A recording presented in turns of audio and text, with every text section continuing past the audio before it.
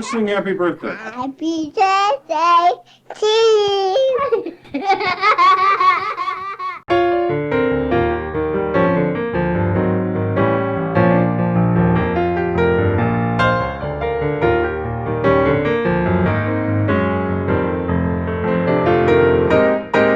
I'm trying to think. You're trying to think. How do you like that? Jason Randall Wolf is trying to think. How do you like that? Jason, will you please say the blessing over the wine? I don't know the one over Well, the one. you just say what you want to say. Hear, O Israel, the Lord our God, the Lord is one. Why does a fireman wear red suspenders, Jason? To hold up his hand. Why does a chicken cross the road? To get to the other side. Ah! Now you ask me one. What kind of dog doesn't have a tail? What kind of a dog doesn't have a tail? Every dog has a tail. A hot dog. Oh, a hot dog.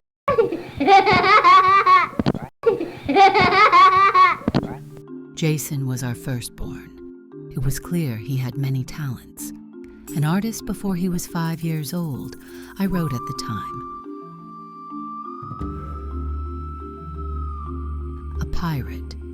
Note the patch over the eye and the hands and fingers blurred to give scary effect.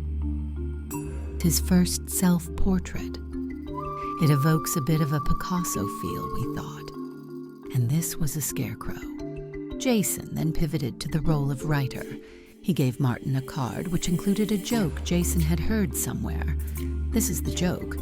A bored cat and an interested cat were watching a tennis match. "You seem very interested," said the bored cat. The interested cat responded, "Well, you see, my old man's in the racket." A bit dark but funny, we thought. After spending a night with Martin's parents, Jason gave us this gem. "Dear Mom, I am having a good time. Give the family my best wishes. If you would like to know, I typed this myself. Please be ready when I come home, Jason."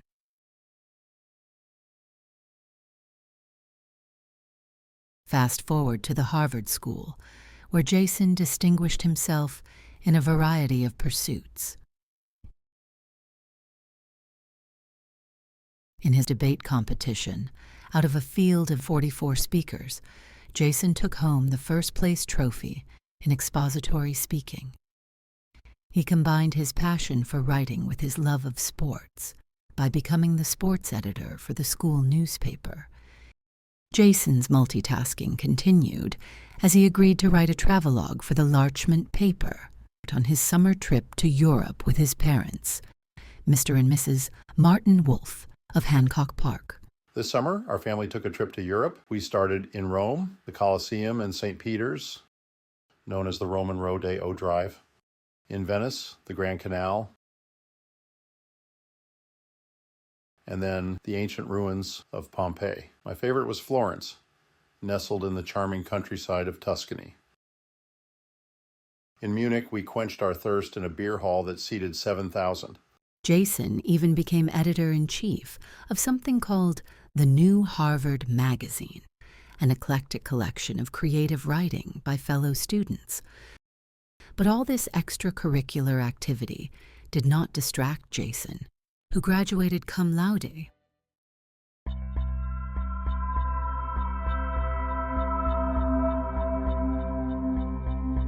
Yale University eagerly welcomed Jason, first as an undergraduate, then again for law school. Once on campus, he quickly nurtured his other career, that of student scribe. He immediately joined the Yale Herald and scored a plum interview with Peter Ueberroth, Olympics organizer and Major League Baseball commissioner. Their conversation started on familiar ground, league expansion, the designated hitter, until Jason steered it into deeper waters. Was it appropriate that star athletes and entertainers earned millions more than teachers, nurses, and firefighters?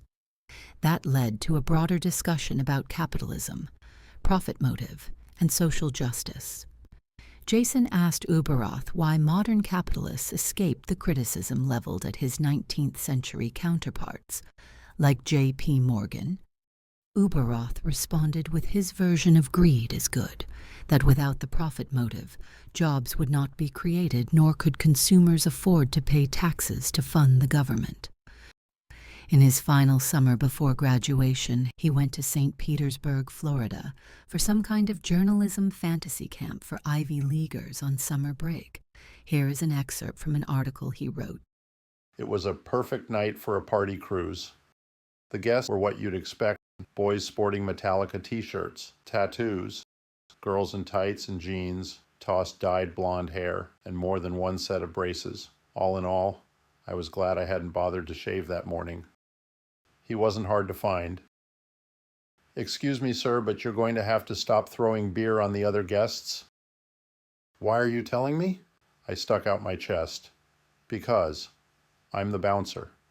After graduating from Yale University in law school, Jason received the Jesse Unruh Fellowship and worked in the California State Legislature, then got a job as economic policy advisor in the Bush White House. Jason worked as a merchant banker in Los Angeles and counseled private businesses starting up or winding down. He bought and sold a dozen radio stations and is fluent in both Russian and Spanish. Afterward, he worked abroad as a visiting professor at the University of Chile's law school and wrote about U.S.-Chile trade policy.